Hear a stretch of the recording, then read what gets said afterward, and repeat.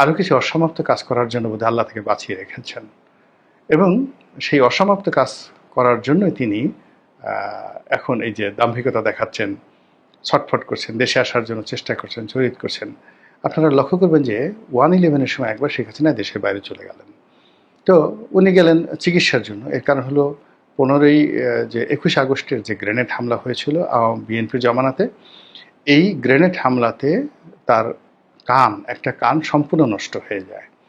তো সেই কানের চিকিৎসার জন্য তাকে রেগুলার বিদেশের মাটিতে যেতে হতো, এবং এখন পর্যন্ত তাকে কিন্তু সেই চিকিৎসা নিতে হচ্ছে। এবং এই কারণে কি হলো, বিএনপির নাম শুনলে, তারেক রহমান সাহেবের নাম শুনলে, তারপরে খালেদা জিয়ার নাম শুনলে, লুৎফুজ্জামান বাবরের নাম শুনলে, 21 আগস্টের নাম শুনলে শেখ হাসিনার মনে কী ধরনের প্রতিক্রিয়া তৈরি হতে পারে, তার কানের ব্যথাটাই চিনচিন করে ওঠে।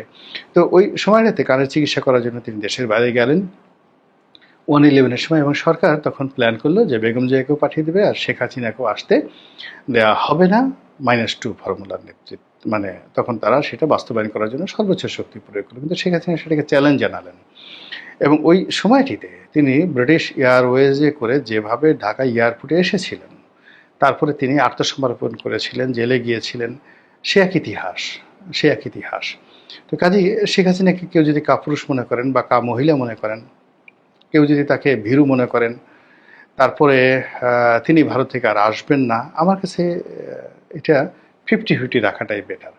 যে ঠিক আছে, আপনাকে একেবারে হতাশ করতে চাই না যারা শেখ হাসিনার সঙ্গে নেতিবাচক কথা বলেন, কিন্তু তিনি অতীতে যে কর্মকাণ্ডগুলো করেছেন সেগুলোকে স্মরণ করেন। যেমন আপনি ধরেন গ্রেনেড হামলা তার উপর হয়েছে, ওইরকম গ্রেনেড হামলা যদি আপনার উপরে না আপনার পাশে হতো, 4-5টা সাউন্ড গ্রেনেড যদি ফুটিয়ে দেওয়া হয়, এখন আপনি কি করবেন?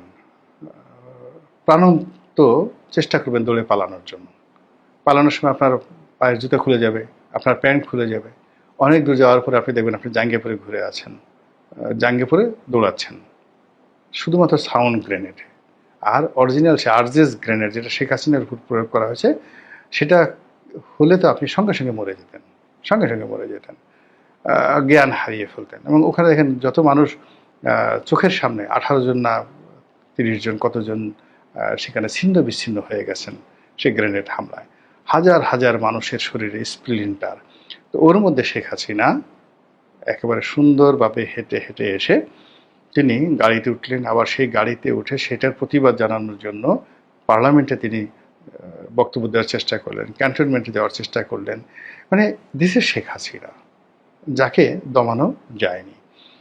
তার বাবা মারা গেছেন, মানে নিহত হয়েছেন, মা, পুরো পরিবার। 75-15 আগস্টের যে ঘটনা ঘটেছে, আপনার আমার জীবনে এই ঘটনা ঘটলে আমরা পাগল হয়ে যেতাম, অর্ধোন্মাদ না, পুরো পাগল হয়ে যেতাম, কাপড় চোপড় থাকতো না শরীরে। কিন্তু এত কিছুর পরও তিনি রুখে দাঁড়িয়েছেন, নিজেকে যাকে বলা হয় রাষ্ট্র ক্ষমতায় নিয়েছেন, পিতৃহত্যার বিচার করেছেন, মানে তার যা যা কামনা বাসনা ছিল সব কিছু করেছেন। এবং তিনি গর্ব করে প্রায়ই বলেন, জীবনে যা কিছু পেয়েছি, চেয়েছি সব কিছু পেয়েছি, করতে সামর্থ্য দিয়ে মানে আল্লাহ দিয়েছেন। কাজেই তিনি এই যে ধরে নিয়েছিলেন যে তাকে মেরে ফেলা হবে, তিনি এটা সবসময় বলতেন যে আমি পালাবো না, আমাকে মেরে ফেলা হোক, এবং আমাকে পাড়িয়ে মেরে ফেলা হোক, ফাঁসি দেওয়া হোক, আমি এই দেশ ছেড়ে যাব না, এরকম তার একটা ডিটারমিনেশন ছিল।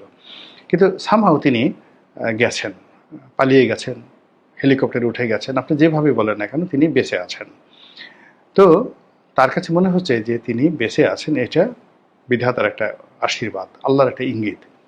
আরও কিছু অসমাপ্ত কাজ করার জন্য বোধহয় আল্লাহ তাকে বাঁচিয়ে রেখেছেন, এবং সেই অসমাপ্ত কাজ করার জন্যই তিনি এখন এই যে দাম্ভিকতা দেখাচ্ছেন, ছটফট করছেন, দেশে আসার জন্য চেষ্টা করছেন, জড়িত করছেন।